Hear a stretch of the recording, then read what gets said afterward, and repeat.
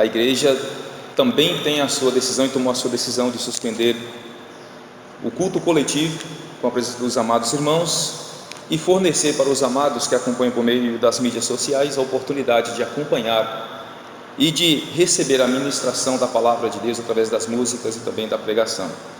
Hoje eu estou nesta manhã para a gente cultuar ao Senhor com o nosso irmão Nilton, do Ministério de Louvor de nossa igreja, mais o nosso irmão Zé e também nosso irmão Bernardo, tesoureiro e vice-tesoureiro da nossa igreja, que nos auxiliam também no culto que iremos prestar ao Senhor nesta manhã. Nós iremos orar neste momento. Amado Deus e soberano Pai, eu quero agradecer ao Senhor pelo privilégio que nós temos como igreja de louvar, de bendizer e de agradecer o Teu nome. Quero Te agradecer também por esses dias que o Senhor permitiu que a Tua igreja se reunisse nos lares, como ela iniciou, de casa em casa.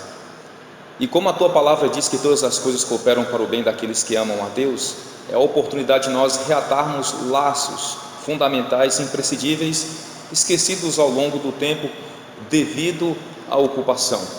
E eu quero Te louvar e pedir que nestes dias e que nestas circunstâncias nós como igreja aprendamos a confiar e a praticar também a Sua palavra.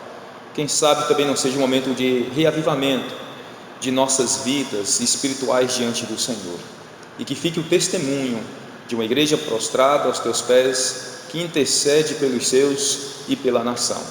Eu peço a orientação e a direção do Senhor nesta manhã, para que tudo o que fizermos aqui seja para honrar e glorificar o nome daquele que é digno de receber toda a honra, toda a glória e todo o louvor. Assim nós oramos no nome de Cristo Jesus. Amém. Nós vamos louvar o Senhor com o hino 162, 162 do nosso cantor cristão. De manhã, embora o céu sereno pareça um dia calma anunciar, vigia e ora o coração pequeno, um temporal pode abrigar. Bem de manhã e sem cessar vigiai, Senhora, ao meio-dia e quando os sons da terra abafam mais de Deus a voz de amor, recorre à oração, evita a guerra e goza a paz com o Senhor. Bem de manhã e sem cessar vigiai, Senhora,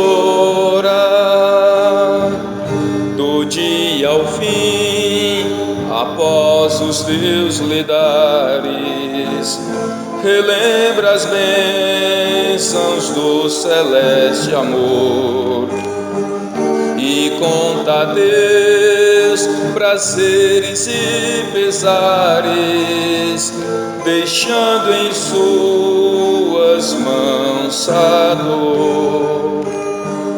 Bem de manhã e sem cessar vigiai, Senhora, e sem cessar vigia a cada instante que o inimigo ataca sem parar.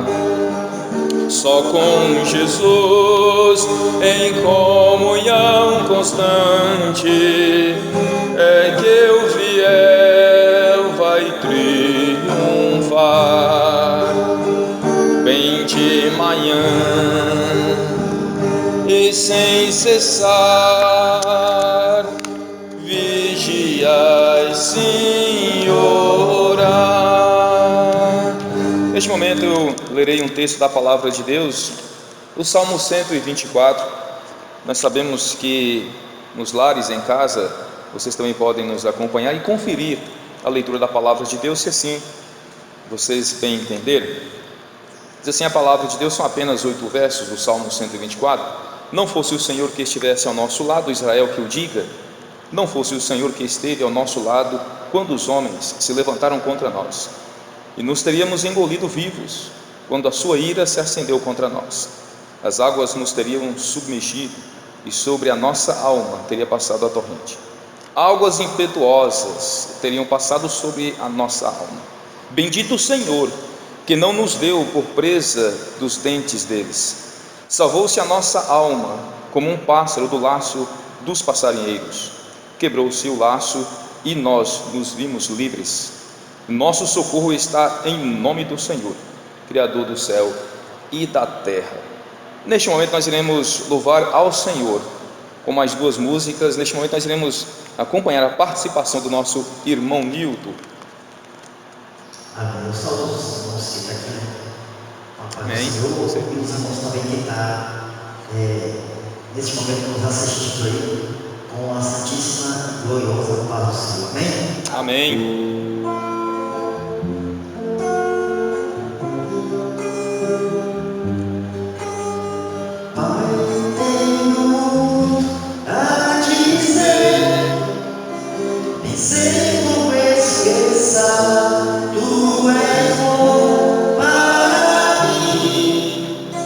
E quero agradecer pelo dia que passou, que o Senhor me concedeu, e em paz.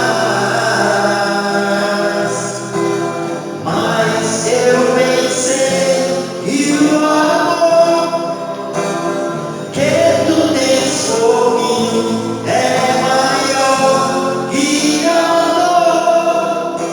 que às vezes sim vale, tudo pode passar, mas as tuas palavras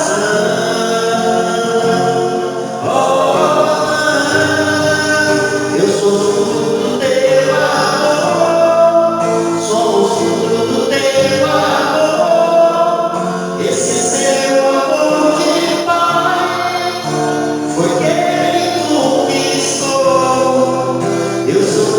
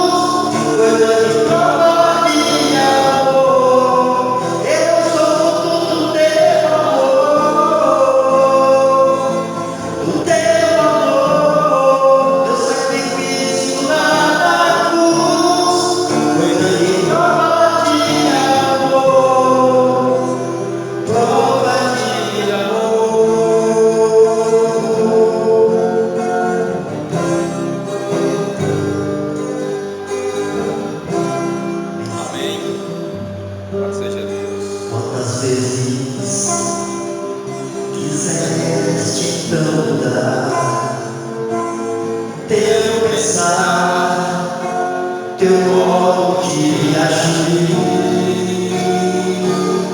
e ao sentir que nada adiantou, foi tudo em vão. Oh, irmão, eu sei que foi ruim,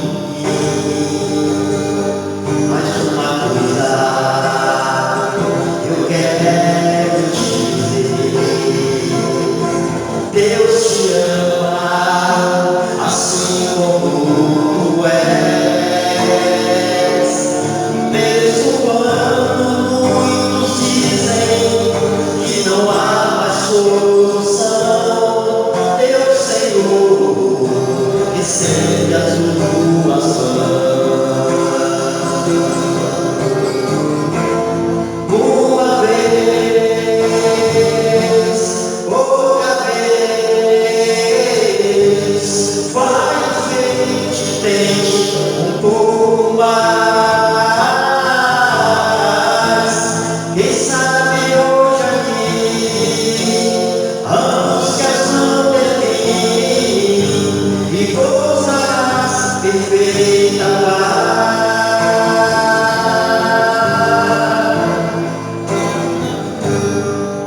Quantas vezes quiseste mudar teu pensar, teu modo de agir, e ao sentir que nada adiantou, foi tudo em vão. Oh, irmão, eu sei que foi ruim, mas uma coisa eu quero dizer: Deus te ama assim como tu és. Mesmo quando muitos dizem que não há mais solução, Deus, Senhor, estende as suas mãos. Uma vez, outra vez, vai entende um pouco mais. Quem sabe hoje aqui, angústias vão ter fim e gozarás perfeita paz. Uma vez, outra vez, vai em frente, tente um pouco mais. Quem sabe hoje aqui, angústias vão ter fim e gozarás perfeita paz. Amém. Louvado seja o nome do nosso Deus. Duas lindas músicas para abençoar as nossas vidas e também presentear os nossos queridos amigos e irmãos que nos acompanham por meio das mídias sociais. Que Deus continue abençoando grandemente a vida de vocês. Só para lembrar mais uma vez, nós estamos com um culto de forma online, pelo fato da igreja não poder reunir os amados irmãos aqui no templo para cultuar o Senhor. Nós estamos acompanhando aí as orientações e as determinações do poder municipal e também do poder estadual. Nós respeitamos as autoridades porque todas elas foram constituídas por Deus e como igreja é o nosso papel darmos o exemplo. Então, como igreja submissa ao Senhor e às autoridades constituídas legalmente pelo nosso Deus, aqui nós estamos seguindo as orientações do Ministério da Saúde e também os decretos municipais aqui do município de Jequié. Nós estamos no templo da primeira igreja batista aqui em Florestal. Esta igreja já prega a palavra de Deus há mais de 30 anos como igreja organizada. E aqui nós chegamos perto dos 100 anos, de quase um século de pregação da palavra do Senhor aqui na localidade de Florestal, um distrito de Jequié, com muitos outros povoados ao nosso redor. Nós temos 2 congregações que ficam no interior aqui do distrito. Uma fica em Deus Dará, próximo à cidade de Jabaquara, e a outra congregação nossa fica no povoado do Rio do Antônio. Todas as nossas instituições, nossa igreja e as nossas congregações estão respeitando as orientações do poder municipal, do poder público municipal e também do Ministério da Saúde. Por falar nessa situação e orarmos a Deus e pedirmos a Deus em favor das famílias, nós iremos orar agora. Nós vamos ouvir, acompanhar uma oração e vamos interceder ao Senhor em favor das famílias que estão enfrentando essa epidemia, de forma a confiar em Deus, a resposta de Deus, nas promessas, fiéis promessas de Deus, em que o Senhor há de nos proteger, nos livrar de todo o mal e também expulsar esse vírus aqui do nosso país e também resolver o caos social. Deus também é Deus para operar o milagre em nossas vidas e extirpar de uma vez por todas a presença desse inimigo invisível, mas é real. O papel nosso é confiar, é orar, é pedir a direção, a bênção, a intervenção do nosso Deus. Quero convidar aqui à frente o nosso irmão Zé para que faça uma oração e peça por nossas vidas, por nossas famílias e pelas pessoas ouvintes que nos acompanham também.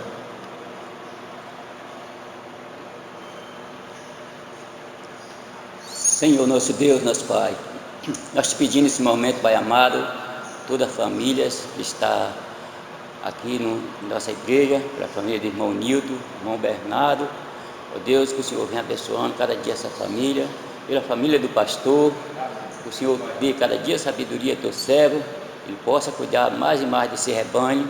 Ó Deus, para minha família, tu sabe, meu Deus, que nós precisamos a cada momento de ti, Pai.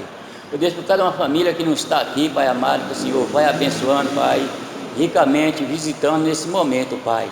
Tu sabe, meu Deus, pela família lutada da minha irmã, que o Senhor possa dar conforto a ela.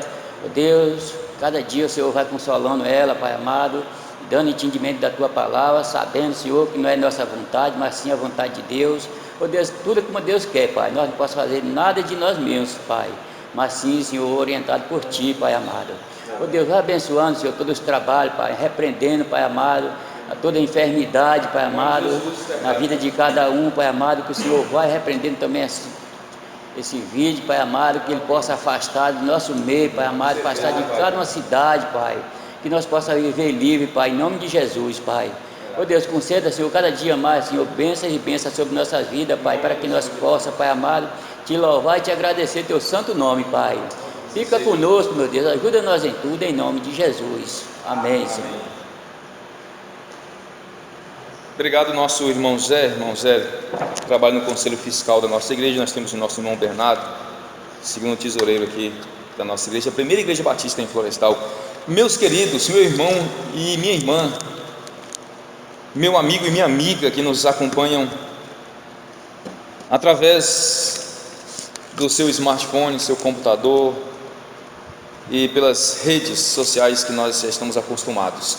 Nesta manhã eu quero fazer algumas perguntas e respondê-las também, se assim o Senhor permitir que aconteça. Eu tenho orado e pedido a direção de Deus para que tudo que eu vier a falar aqui não seja juízo para os nossos irmãos e amigos que nos acompanham, mas que sejam também em forma de esperança aos nossos corações, provenientes da palavra de Deus, que é viva e que é eficaz em nossas vidas. Por isso, a proposta desta manhã é perguntar. Eu quero perguntar a você e quero perguntar para mim, e automaticamente nós iremos responder juntos, sobre o tempo do fim e da crise epidêmica que estamos vivendo. Não apenas o Brasil, não apenas a nossa cidade de Jequié, mas um problema de saúde pública mundial.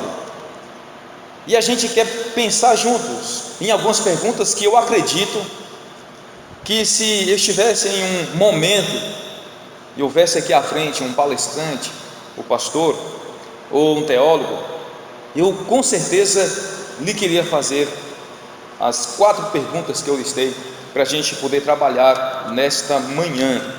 Eu não posso ouvi-lo, mas eu acredito que pelo menos 2 ou 3 dessas perguntas seriam aquelas perguntas que, se vocês estivessem pessoalmente aqui e se fosse aberto culto da forma em que nós habitualmente estamos acostumados, e no momento da palestra houvesse espaço franqueada a palavra para que vocês fizessem a pergunta, também acredito que algumas perguntas seriam uma dessas que eu irei fazer para os amados neste momento, e para mim, claro, tentando responder.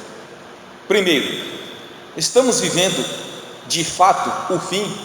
Uma pergunta que meus amigos, irmãos que estão aqui comigo, imagino que, se vocês quisessem também perguntar, se vocês quisessem também neste momento de abertura, assim, vamos querer saber, é o fim? Então, essa pergunta, estamos vivendo de fato o fim? Aí eu posso indagar vocês, de qual fim nós estamos falando? Qual é o fim que nós estamos falando ou pensando? A palavra de Deus tem fins específicos às nossas vidas. Por exemplo, Ezequiel, o profeta Ezequiel, aqui no capítulo 7, ele vai dizer assim no versículo 5: assim diz o Senhor Deus, mal após mal, eis que vem o fim, haverá fim, verso 6, vem o fim, despertou-se contra ti, vem a tua sentença, ó habitantes da terra, vem o tempo, e é chegado o dia da turbação, e não da alegria dos montes. Este aqui é um fim que ele incorpora o fim que você está pensando também. Talvez seja o fim que você está pensando. Quando a gente imagina assim, nós estamos vivendo no fim, é bom a gente tentar saber qual o fim que você está imaginando. Você pode pensar assim: é o fim uma catástrofe? Deus vai incendiar isso aqui, fazer com que o planeta Terra perca a sua órbita naturalmente e dê um fim à humanidade? Se for esse fim, não é o fim que a palavra de Deus estava falando. Nós não estamos vivendo esse fim, porque embora isso é um fim, se os elementos, como diz o apóstolo Pedro, se os elementos ardentos eles se desfarão em fogo, a afirmação bíblica da palavra do Senhor, logo é o fim da terra, é o fim do nosso planeta. Mas não é deste fim. O profeta Ezequiel está reportando um fim espiritual, os últimos dias de calamidade, apontando para o fim que há de ser concluído de tempos aqui. O tempo do cativeiro de Israel, fim do cativeiro, a antiga aliança, o encerramento dela no aparecimento e no nascimento virginal do Senhor Jesus Cristo. Encerra-se aquele trabalho específico de Deus com o povo de Israel, com a nação judaica, é um fim. E também o fim no período da igreja, porque não se entende a teologia escatológica de que nós iremos passar aqui a eternidade como igreja, pregando, convertendo as pessoas, regulando as vidas, e aí nessa calamidade. Não. Então, se você está pensando no fim, catástrofe, não, pode descartar esse fim. Se olharmos para o fundo histórico e imaginarmos o fim do cativeiro babilônico dos judeus lá na Babilônia, sim, houve um fim para isso aí também. E se falarmos e imaginarmos também no fim da antiga aliança, no sistema que conhecemos historicamente, também se encerrou. Aquele meio de Deus falar por meio de profetas, aquele meio de Deus levantar a monarquia judaica com seus reis governando, dirigindo, colocando Israel no trilho que tal monarca entenderia ser melhor. Isso acabou. É tanto que o autor aos Hebreus, no capítulo 1, ele vai começar a descrever esse tempo agora, do versículo 1 até o versículo 3, quando ele disse assim: porque Deus falou outrora no passado de várias formas e de muitas as maneiras aos pais pelos profetas. E nestes últimos dias, que são esses dias, nos tem falado pelo seu Filho, a quem constituiu herdeiro de todas as coisas, pelo qual também fez o universo.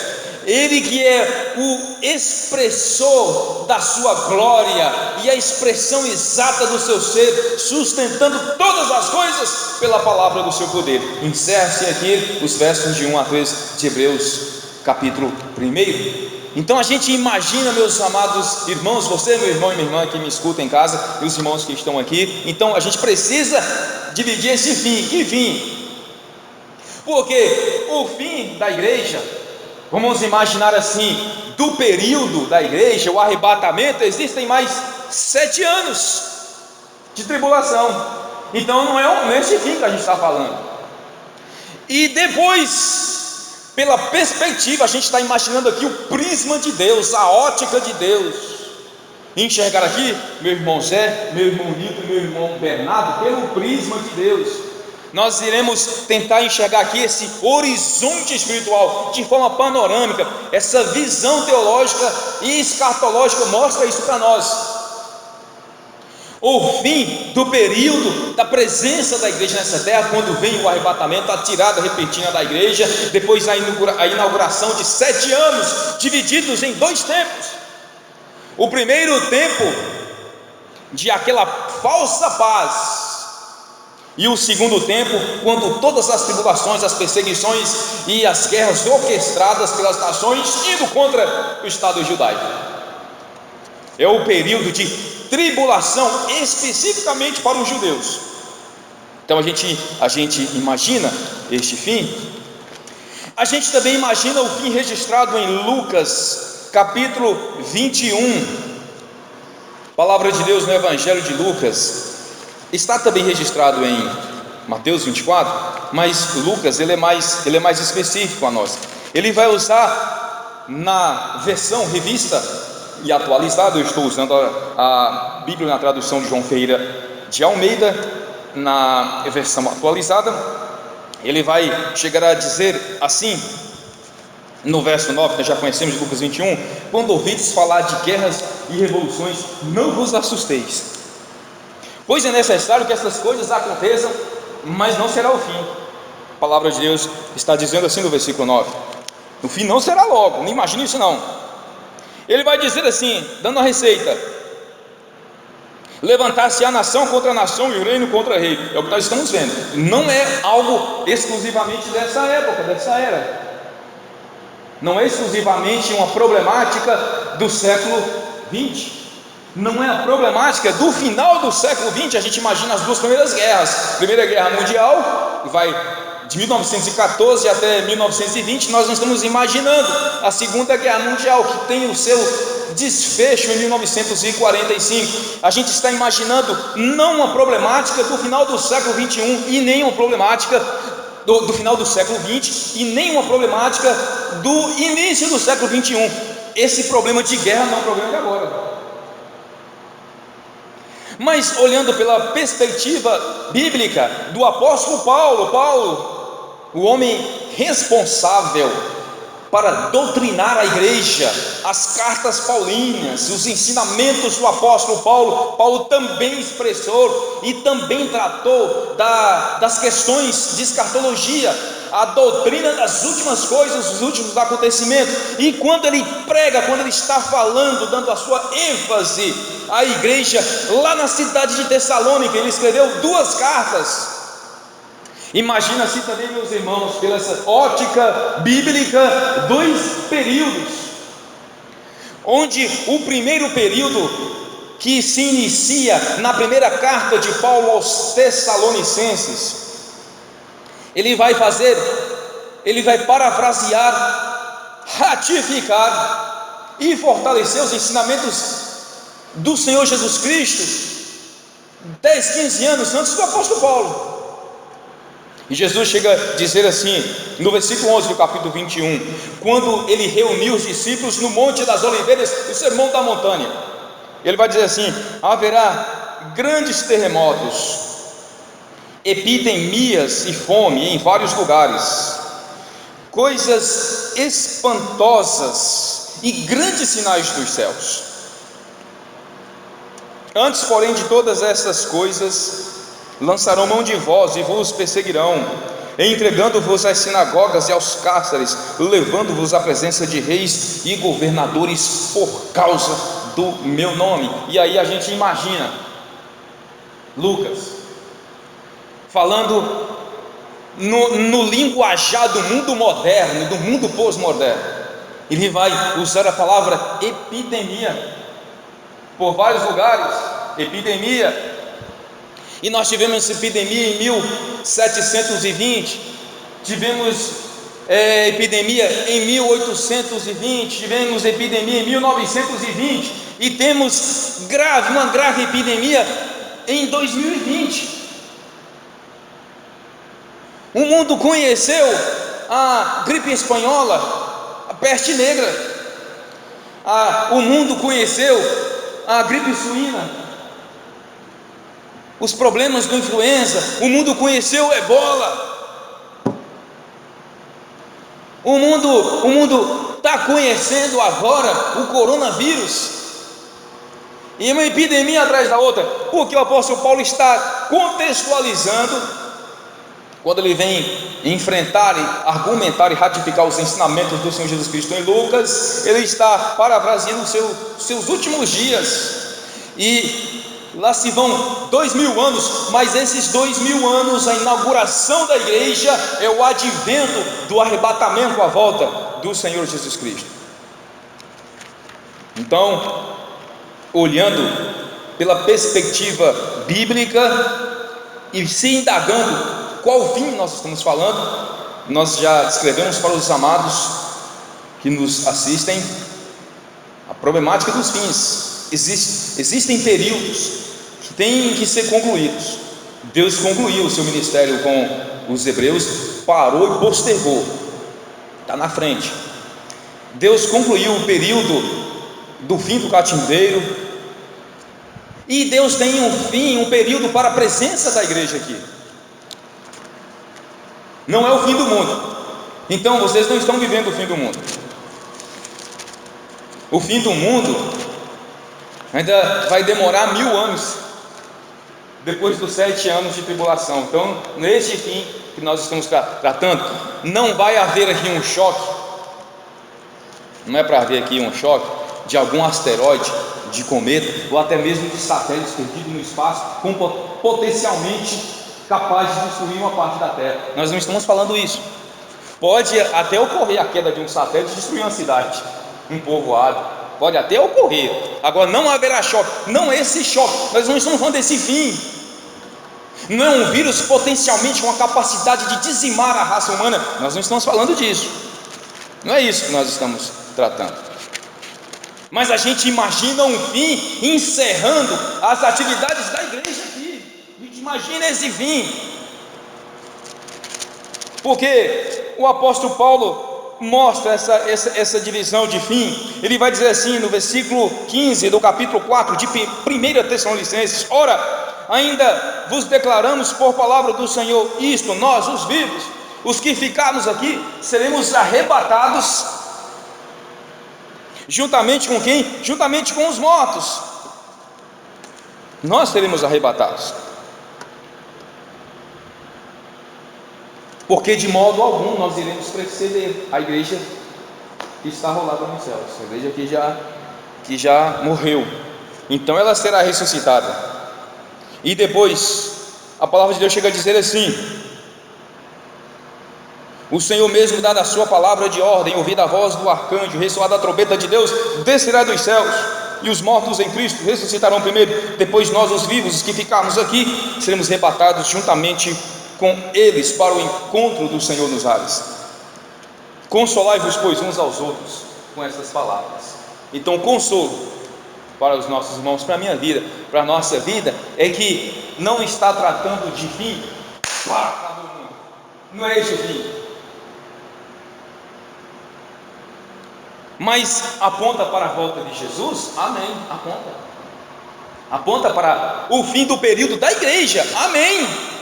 Você que está em sua casa e que nos acompanha, lembra disso, aponta, não é o fim do mundo, não é o mundo pegando fogo, não é dilúvio, mas um período de graça, o fim da graça de Deus na igreja, de crentes perseguidos, crentes que são perseguidos, às vezes salvos, perseguidos em casa, mulher para o esposo, ou vice-versa, esposo para a esposa, às vezes filhos perseguidos por pais, e vice-versa, às vezes pais perseguidos por filhos. A gente imagina a graça de Deus sendo retirada por meio da igreja, quando o Senhor chamar a igreja, essa igreja perseguida, jovens por coleguinhas, o seu modo de viver santo e agradável a Deus sendo perseguido por amigos, por parceiros de esporte, de futebol aí, por parceiros de saídas, de bebidas, de pessoas desapercebidas que não entendem a graça de Deus e que rejeitam e que ignoram esse tempo de graça de Deus. A igreja é perseguida pelo Estado, são leis e mais leis reprimindo a atuação da igreja, são leis e mais leis coibindo a atuação dos santos homens e mulheres de Deus. A gente imagina um colapso espiritual quando a igreja estiver sendo retirada daqui. Então a gente imagina esse fim. Eu teria muitas coisas para dizer sobre esse fim, mas a gente precisa prosseguir e andar. Nós não temos aqui 2 horas para a gente tratar desses assuntos, e também, mesmo assim, seria pouco tempo para a gente falar, contextualizando a palavra de Deus. Mas eu gostaria de lembrar de Zacarias capítulo 10, verso 4, quando lá a palavra de Deus vai dizer assim, que esse derramamento do Espírito de Deus seria a recuperação, a restauração dos lares, onde a família de Levi, a família de Judá, e vai seguindo por família, essas pessoas estariam em casa buscando o Senhor. E Zacarias está apontando para o contexto do fim, do derramamento do Espírito Santo, da retirada da igreja e do grande conflito entre Jesus, o Senhor, Rei nosso, e o mundo que acha que tem poder. Então, está lá em sua casa, Zacarias capítulo 10, lê o verso 4, e depois do conflito final, capítulo 14, a partir do versículo 12, vê lá, dê uma olhadinha lá, deixa de olhar não. Agora a segunda pergunta, talvez você gostaria de fazer para mim: e essa epidemia, o coronavírus, é o juiz de Deus? Alguém já fez essa pergunta para vocês, meus amados irmãos?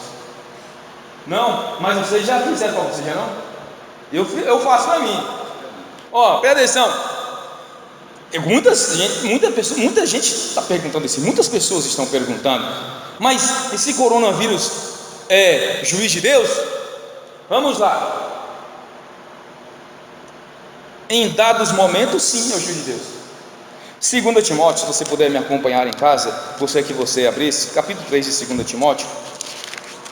Olha aqui, olha o que o Senhor vai dizer: sabe, porém, isto, nos últimos dias. Que são esses dias? O apóstolo Paulo está se referindo à tirada iminente da igreja. Ele citou isso em 1 Tessalonicenses capítulo 5, nós citamos os versos do arrebatamento do capítulo 4, mas no capítulo 5, do versículo 1 até o verso 11, tem a narrativa do apóstolo Paulo, visionário, esperançoso da tirada repentina também em seus dias. Então, os últimos dias, ele está dizendo aqui: os homens serão egoístas, avarentos, jactanciosos, arrogantes, blasfemadores, desobedientes aos pais, ingratos, irreverentes, desafeiçoados, implacáveis, caluniadores, sem domínio de si, cruéis, inimigos do bem, traidores, atrevidos, enfatuados, mais amigos dos prazeres que amigos de Deus, tendo forma de piedade, negando-lhe entretanto o poder. Foge também desses homens, diz a palavra de Deus. E qual é a descrição desses homens? Qual é a descrição dessa atuação humanística dos últimos dias? Contrário. Porque o mundo, e possa até parecer um susto quando você vê isso, ou até um motivo de denúncia, mas imagine aí, as nações, os reis dessa terra, os governadores, eles acham que eles são deuses, As pessoas perderam, olha, a descrição, os adjetivos, os inúmeros adjetivos, as qualidades do homem ou dos homens dos últimos dias são das coisas mais tristes e deprimentes que a gente possa imaginar, porque são homens caluniadores, atrevidos, enfatuados, arrogantes, prepotentes, jactanciosos, ignorantes, injustos, blasfemos. Olha o que o apóstolo Paulo está falando há 2000 anos atrás, 2 milênios, ele imaginando o seu último dia, ele imaginando um fim lá repentino para o último dia, e o último dia nosso é a justiça de Deus, também pode ser. Presta atenção, meus amados, a gente não vai espiritualizar tudo, mas também não devemos ser idiotas, fechar os olhos para a resposta do mundo contra Deus, porque tem se levantado uma blasfêmia, é uma grande competição hoje, o mundo versus Deus, e um mundo guiado pelo inimigo das nossas almas.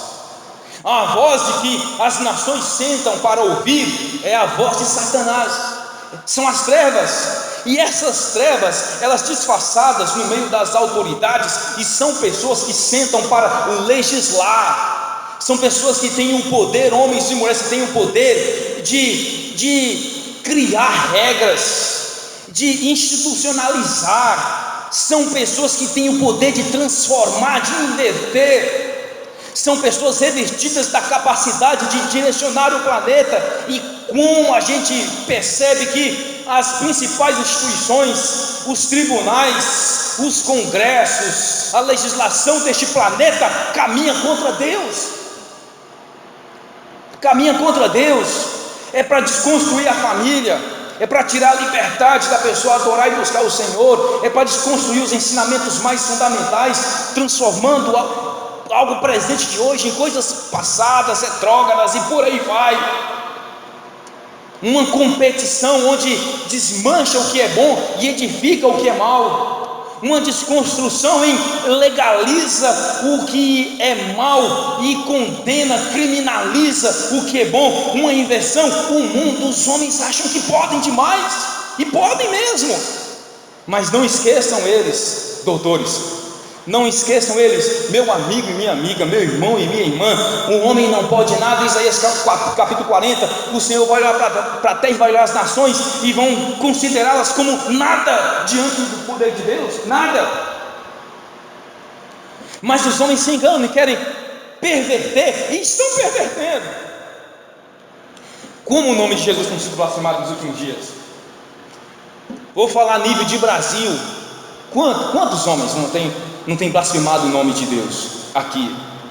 Quantas pessoas? É crime falar da passeata gay, está aí na internet, toma-lhe processo, pastor, é crime. Mas o que é de errado em vocês seguir o que vocês querem?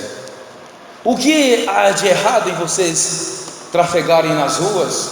O que é de errado o homem escolher roubar? Você pode pensar assim: o que é errado manipular o Estado? Onde está o erro em as pessoas subordinarem, onde o policial aceitar o suborno? Onde está a corrupção, o problema do médico aceitar o suborno e traficar um órgão? Qual o pecado que vocês podem assim, você passear defendendo a sua ideologia? Se vocês querem relativizar e são relativizadas, a gente respeita. Tem um congresso aí para sentar, julgar as leis. O congresso pode dizer que roubar não é crime, pode botar na lei. E a gente tem os juízes, as cortes, tem que aceitar. Tá bom, aí não é pode. O que não dá é legalizar o roubo e depois forçar e roubar. É isso que não dá. Tá bom, vai lá para o Congresso, as casas aqui no Brasil, chamada Casa do Povo, entre aspas, e votem lá. Roubar, e aí vão estipular o time de roubo, de crime. Isso aqui é roubo, é crime, isso aqui não é, isso aqui, e vamos lá. Aí agora vai ter marchas e passeatas e por aí vai, dizendo assim: ó, vamos roubar, vamos tomar um celular, que é caro. E aí, está na lei, está legalizado. O juiz não pode condenar, não pode mandar essa pessoa para a cadeia, não pode, porque roubou só um celular, só roubou um microfone, porque só roubou um tênis, e por aí vai, não roubou um carro, roubou só um tênis, pode, isso pode, aí vem, e aí, vamos defender, vamos lá, você quer roubar? Não, está errado. O que a classe artística quer fazer com o nome de Jesus? Faça humor, amém, eu gosto de sorrir. Coisa maravilhosa é você assistir uma programação ali, seja um filme, seja uma série, seja um programa de auditório, sei lá, seja no teatro. É tão bom, né, você sorrir. E diz as autoridades em medicina que sorrir faz bem para a saúde, dá gargalhada, é bom, dizem isso. E eu não vou morrer tão cedo se eu for sorrir, que eu sou tanto. Eu gosto de sorrir, eu gosto de falar sério. Nós do sério é sério, tratar as coisas com seriedade. Se requer responsabilidades, mas eu gosto de sorrir. Não tem nenhum crime, nenhum problema nisso, nenhum pecado nisso. Agora o problema é alguém falar de Deus contra Deus. O problema é alguém pegar um homem, uma mulher, qualquer coisa que seja, botar lá numa estaca, porque cruza a estaca. Colocar lá numa estaca, e aí usar as partes íntimas, dizer que Jesus é isso, aquilo, o outro, ou que Deus é uma mulher. Nada contra as mulheres, são seres de Deus. Deus fez homem e mulher, a sua imagem e semelhança, mas Deus não é feminino, Deus não é gay. E aí você tem que sorrir com essa blasfêmia, com essa palhaçada, e não existem autoridades capazes de se levantar para condenar tais práticas e defender Deus. Então o coronavírus é juiz. Então eu posso responder para vocês, firmado na palavra de Deus: o coronavírus pode ser juiz. Eu não vou chegar aqui espiritualizado, tá vendo? Você vai morrer, pecou contra Deus. Não estou dizendo isso. A gente não está sentado aqui com um psicólogo, um psicanalista, um médico neurovascular. A gente não está imaginando, analisando essas coisas para chegar assim e dizer assim, aí vem os espiritualistas, vem as teologias conservadoras, reformada, da prosperidade pentecostal. Ninguém está discutindo este evento. Eu não vou chegar aqui e condenar. Notem e prestem bem atenção às minhas palavras. Não é isso. Coronavírus, não. Estou dizendo que o mundo se curvou perante Satanás e se levantou contra Deus, e agora o mundo está prostrado. Esse vírus não é mais nocivo do que o ebola, mas não tem vacina para ele. Esse vírus não mata mais do que a fome, mas não tem vacina para ele. Ainda é um vírus que a comunidade científica está aí quebrando a cabeça para descobrir o antídoto para curar este mal, mas o mundo está prostrado.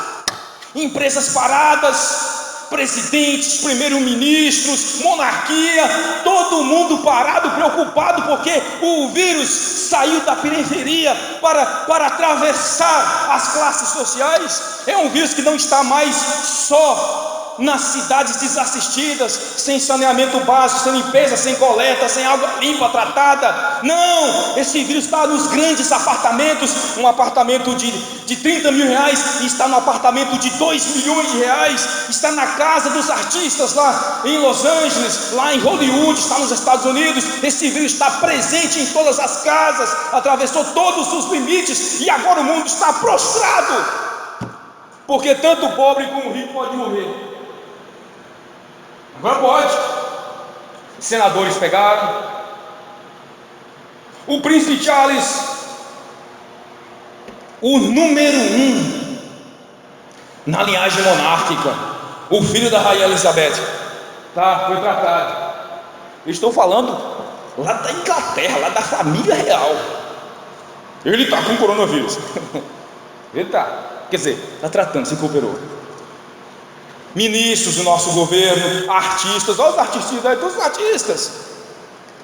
Agora não é mais chikungunya, não é zika que pega em pobre. Não é mais pessoa. Agora esse vírus está nos portos, para quem anda de navio. O vírus, presta atenção aí, o vírus está nos portos. Não é mais ponto de ônibus, Não é um vírus apenas das rodoviárias, não é. Para falar a verdade, o vírus vem de lá para cá, vem dos poderosos para os fracos. Pegou primeiro no rico, para falar a verdade. Então saiu da chikungunya, saiu da zika, saiu, só pega em menino catarrento. Estou falando dos catarrentos, que eu também já fui. Mas eu estou falando, lembra aquela classinha pobre? Nossa, eu sou de lá. Joe aqui, sou Joe de lá dessa época. Imagina aí a classe. Aí não sai nas mães solteiras, pessoas que vivem de renda de Bolsa Família, R$120, R$80, miseráveis. Ah, pastor, vale muita coisa, mas é miserável. R$80, R$200, então aí, assistência, né? Faz parte da assistência social, respeito, mas não era melhor o emprego? Era melhor o trabalho, que o trabalho saía, migrava de R$80, de R$120 para R$1.045, que é o salário atual hoje. Isso se a pessoa ganhar só R$1, ou só um salário, isso, né? Então saiu, estão nos aeroportos. Não, irmão Milton? Quem anda de avião pega o coronavírus. Então justiça de Deus, acredito como juiz. Pastor, você acredita? Acredito sim. E que venha mais juiz de Deus, porque o mundo não teme mais Deus. Porque o apóstolo Paulo diz: homens são blasfemos. Tem blasfêmia pior do que chamar Jesus? Está certo, se você crê em Satanás, o problema é seu. O problema é seu. Pastor, olha a igreja aqui, mas eu estou, sabe, eu quero fazer marcha para o diabo. Faz lá, o problema é seu, a vida é sua. O que você não pode desconstruir é o ensinamento da perfeita santidade de Deus. Você não devia fazer isso, você devia respeitar. Se você quer like, se você quer audiência no seu youtuber, no seu Facebook, no seu Instagram, se você quer audiência, quer dinheiro, olha que o Google paga bem, tá certo, seja profissional. Agora pare de ser ridículo. Tá aí o canal das Portas dos Fundos, né? Porta dos Fundos. Esse canal é da Globo, pronto. Tá lá no Multishow. Quem financia o Multishow é um canal da programação Produtos Organizações Globo. Não é só a Globo não, todas as TVs aí, rádio, todo mundo está no bolo aí, faz coisa ruim. Inclusive youtubers, muita audiência, muito dinheiro, falando um monte de besteira, bobagem. Todos eles aí. Então faça seu humor, porque na hora que Deus mexe, está todo mundo prostrado. Que coisa boa agora vai lá para a praça, vai lá. Vai desfilar, vai ter relações sexuais a olho nu, vai lá, vai na praça agora. Pegue a Avenida Paulista, se você estiver em São Paulo, sei lá, pega as marginais aí, vem nas principais praças e vão fazer palhaçada infernal, fazem agora. Fazem, mas está todo mundo com medo, porque ninguém conseguiu ainda ter paz de voltar a trabalhar as atividades normais. Por quê? Porque ninguém conseguiu ainda, porque tem um vírus, Covid-19, coronavírus. Tem gente pegando essa enfermidade e tendo que ser mantido por ventilador mecânico, porque sem o ventilador já foi. O vírus acertou os broncos, o vírus acertou a parte respiratória, os pulmões, e aí vai morrer na míngua, sem fôlego, asfixiado, dor da morte, porque não estão temendo a Deus. Deus é o Senhor.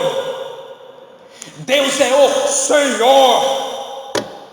Tá certo Boris Johnson, premier inglês, tá certo Donald Trump, presidente americano, tá certo os presidentes russos, estão certos os presidentes da nossa região, o presidente do Brasil, sei lá, em ter poder, em ameaçar a economia americana, 6 trilhões de dólares, o Brasil agora 200 bilhões de reais, tá certo? Então, vocês estão certos, fazem isso mesmo, porque esse dinheiro pertence ao povo, dos contribuintes, tá certo? Invista para salvar a economia, façam isso, mas invistam, vê se vocês aprendem a temer a Deus. E quando levantar esses inimigos da cruz de Cristo, não existe conversão a eles, mas respeito a Deus. que as pessoas aprendam a temer a Deus. É um desabafo, pastor? É sim, um desabafo, eu estou desabafando, eu estou chateado mesmo, e vou botar esse negócio aí, tá aí. As pessoas não têm mais a Deus, e agora está aí o coronavírus, ó, prostrados, vendendo até a alma, negociando a alma com o inferno, para achar cura. Então é juiz também, não é questão do juiz não. Problema, tem os problemas culturais, é um vírus de ascendência asiática, descende de lá, e a Ásia está acostumada a detonar o planeta, né? É assim, tá lá. E eu não estou falando demais não, recebam aí. Terceira pergunta: essa epidemia servirá para avivar a igreja? Depende. Já fez essa pergunta? Eu já ouvi alguém dizer assim: oh, que coisa boa, agora os crentes vão ser mais crentes. Já ouviu? Eu já ouvi, então eu vou falar para você, está me ouvindo aí? Pronto. Se você é crente, irmão, irmã, ou se você é incrédulo, vamos lá. É filho de alguém assim, já ouviu?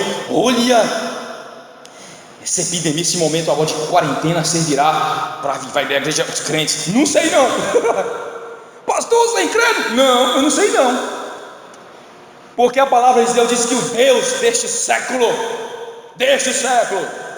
cegou o entendimento dos incrédulos, para que lhes não resplandeça a luz da glória de Deus. O Evangelho, sim. E aí eu vou mostrar para vocês que eu estou preocupado se isso vai virar ou não. Por exemplo, e vou falar um pouquinho da violência lá do início, né? Olha Gênesis, olha a primeira crise, Gênesis 4:23, você vê, é isso. Pronto, primeira crise de violência. O que aconteceu?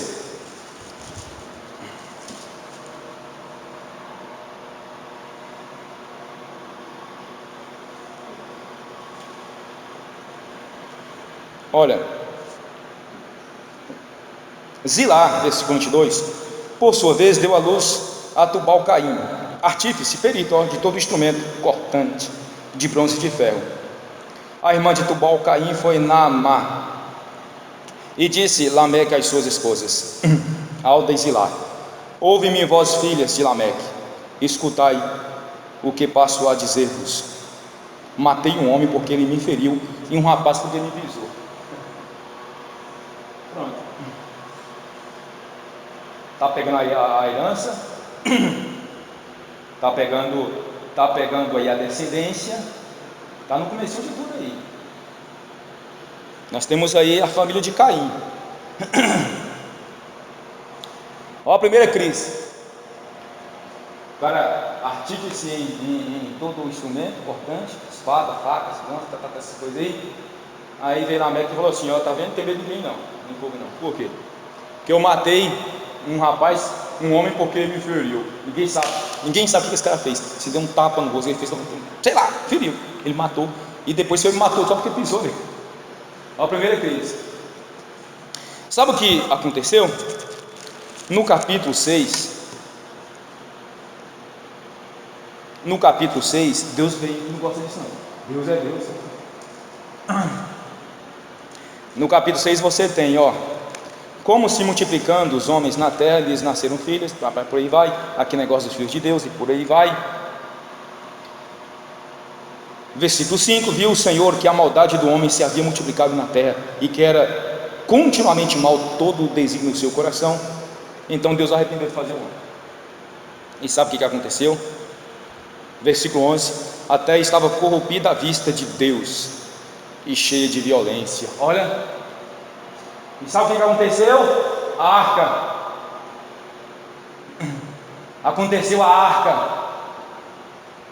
Deus chamou Noé, homem justo daqueles dias. Falou assim: Noé, vai fazer uma arca para salvar você, família, animais e os homens, quem quiser correr aí, porque essa nação dá para mim não, se for não, vou destruir. Por quê? Violência. Não mata hoje por causa do celular? Quantos pais têm perdido a vida aí? Quantos rapazes, trabalhadores, homens, mulheres, porque neguinho quer tomar um celular e mata? Você nem agrediu. Lameca que ganhou, as pessoas agrediram ele. Mas lá, violência. E aí Deus falou assim: olha, vou dar cabo.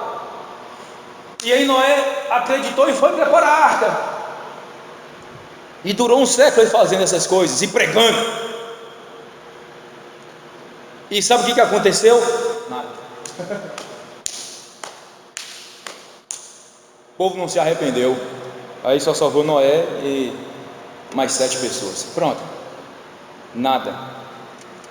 Aí, meus amados irmãos, era para o povo arrepender, se humilhar. O povo se rebelou mais ainda, até ver o fim. E Jesus chega a dizer assim como foi nos dias de Noé: comiam, bebiam, casavam e davam-se em casamento. E o povo ainda saía para divertir.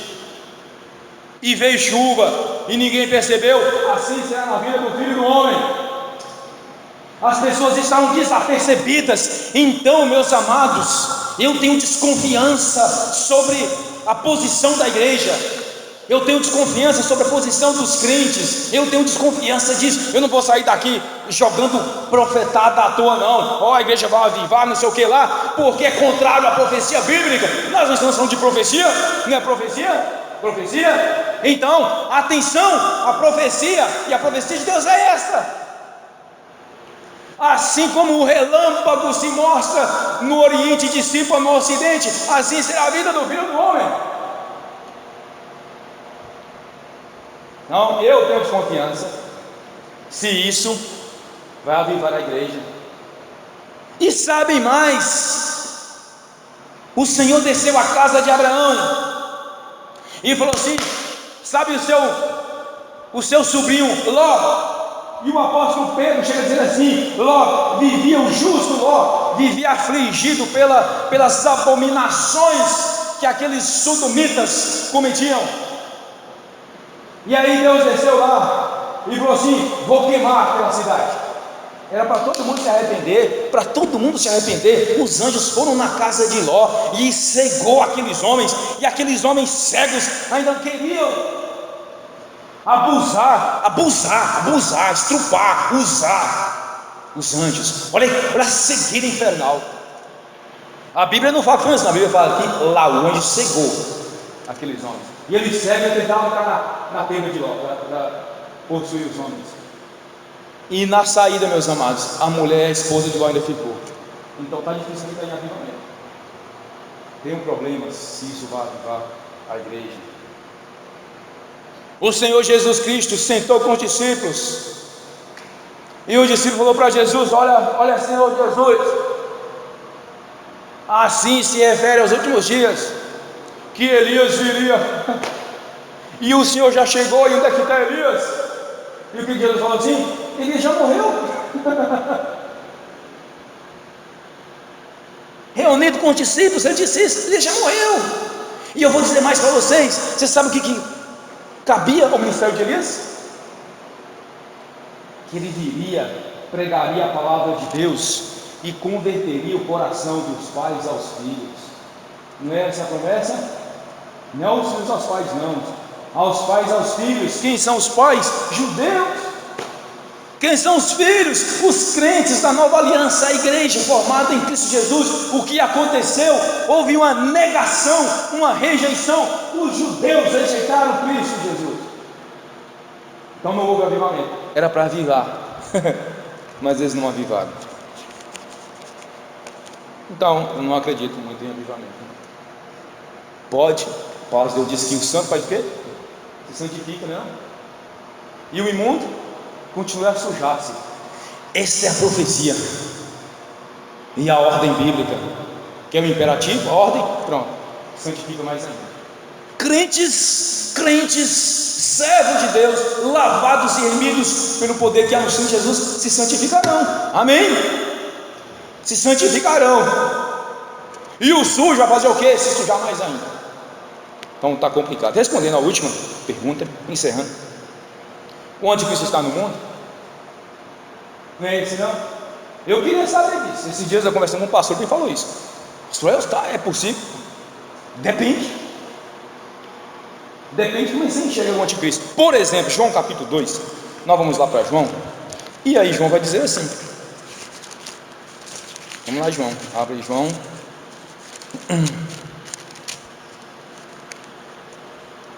segunda João, deixa eu ver, primeira João 2, 18, né, 20.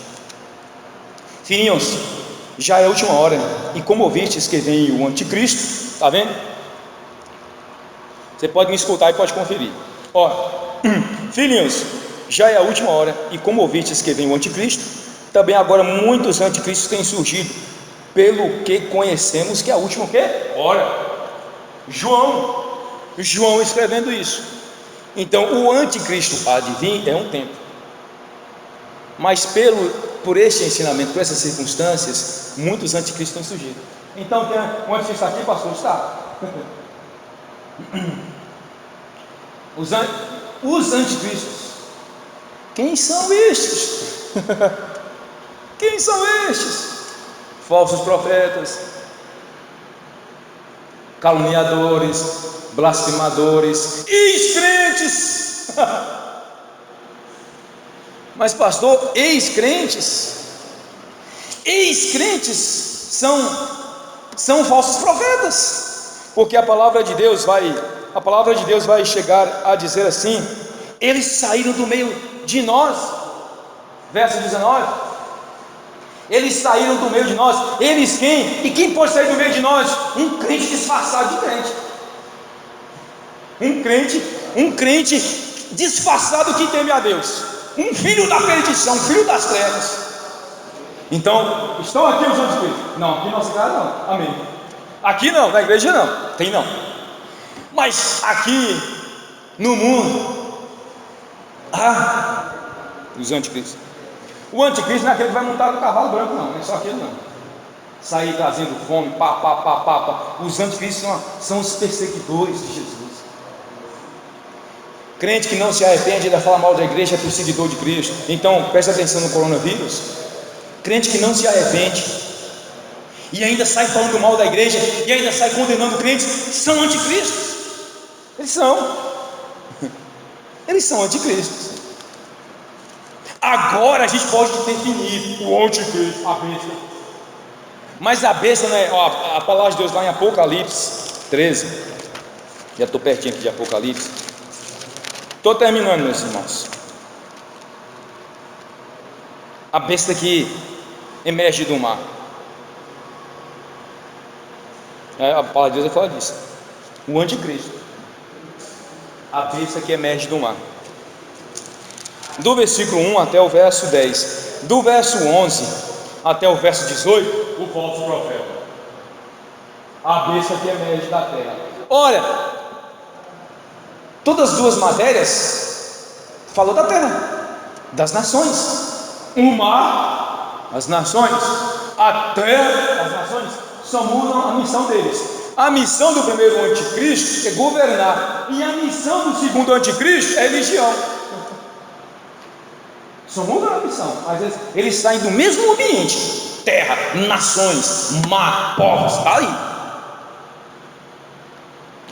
Mar, nações, terra, povos.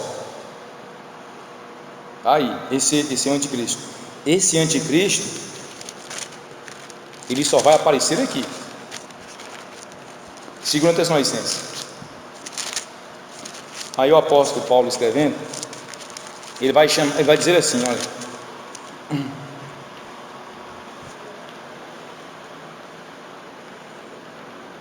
eu estou em Timóteo, 2 Tessalonicenses. Ele vai dizer assim, irmãos, verso 1 do capítulo 2: no que diz respeito à vinda de nosso Senhor Jesus Cristo, a nossa reunião com Ele, nós vos exortamos a que não vos demovais da vossa mente com facilidade, nem vos perturbeis, quer por espírito, quer por palavra, quer por epístola, como se procedesse de nós mesmos, supondo tenha chegado o dia do Senhor. Ninguém de nenhum modo vos engane, porque isso não acontecerá sem que primeiro venha a apostasia.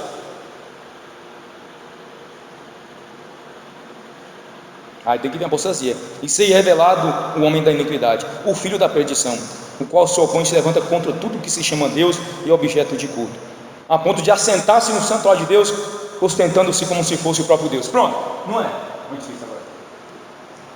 O governador não. Aí vem aquela pergunta, se ele está no mundo, né? Mas pode o anticristo governar com a igreja aqui? Não pode. Mas nós já temos chip. Chip é tecnologia experimental. 66 pode ser chip. Mas o anticristo não. Ele só pode ser revelado com a ceia da igreja.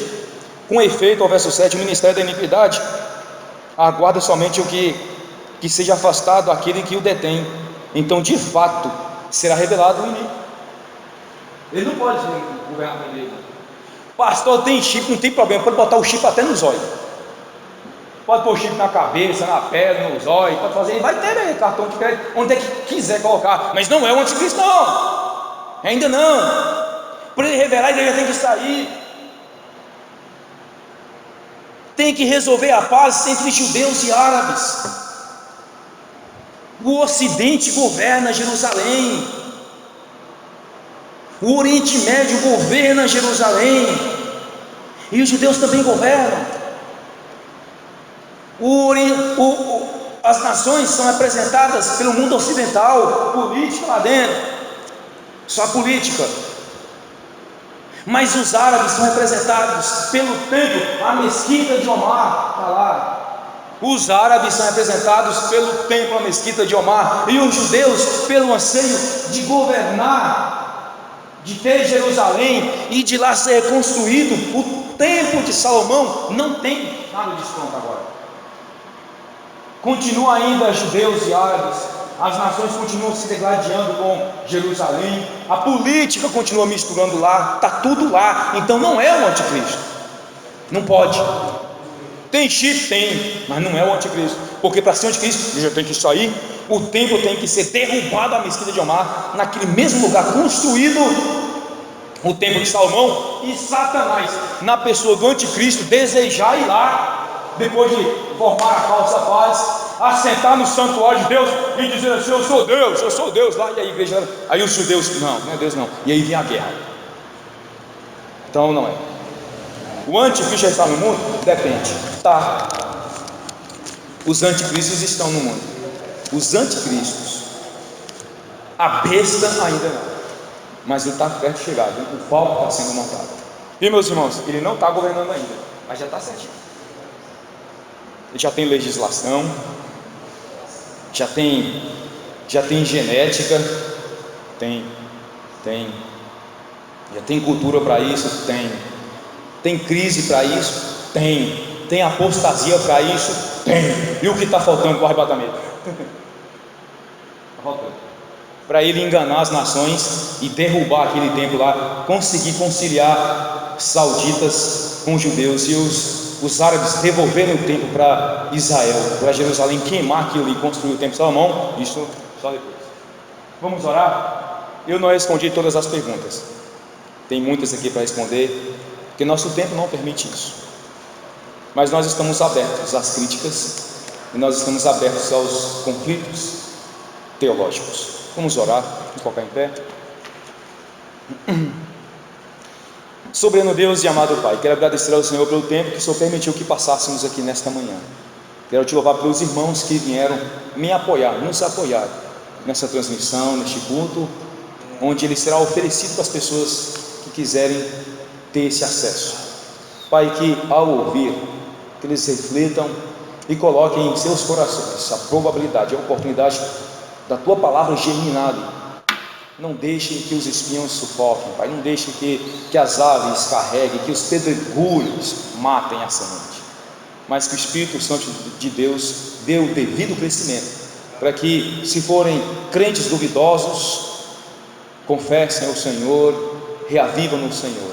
Se forem pecadores incrédulos, que eles confessem os seus pecados ao Senhor Jesus Cristo, se arrependam dos seus maus caminhos e recebam o Senhor Jesus como o único e suficiente Salvador de vossas almas. Pai, também peço para que o Senhor expulse esse vírus do Brasil. Eu sei que tem as questões proféticas, eu sei que existem as questões sociais e culturais, sabemos que existem os oportunistas de plantão, os políticos desafeiçoados, as pessoas irreverentes, incontinentes. Sabemos da problemática que atrapalha o curso deste mundo, mas o Senhor é Rei e permanece no centro de todas as coisas, é soberano, e se Tu queres, o Senhor pode. Pedimos que o Senhor proteja nossas famílias, faça com que não falte nada em nossos lares, multiplique o pão de cada dia em nossas mesas, multiplique a saúde e que haja prosperidade em nossa casa. Abençoe a Tua igreja, a nossa instituição, Primeira Igreja Batista Florestal. Abençoe essas igrejas espalhadas por toda a face da terra. Dê força aos crentes, aos pastores, à liderança, para permanecerem fiéis e íntegros à Tua vontade. E como diz a Sua palavra em Lucas 21:19, erguei a vossa cabeça, porque a vossa redenção se aproxima. Que Deus abençoe, no nome de Jesus. Amém. Obrigado. Obrigado, meus irmãos.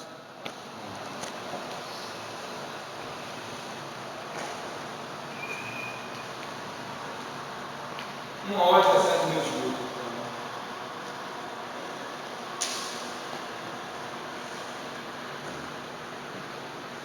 Pronto.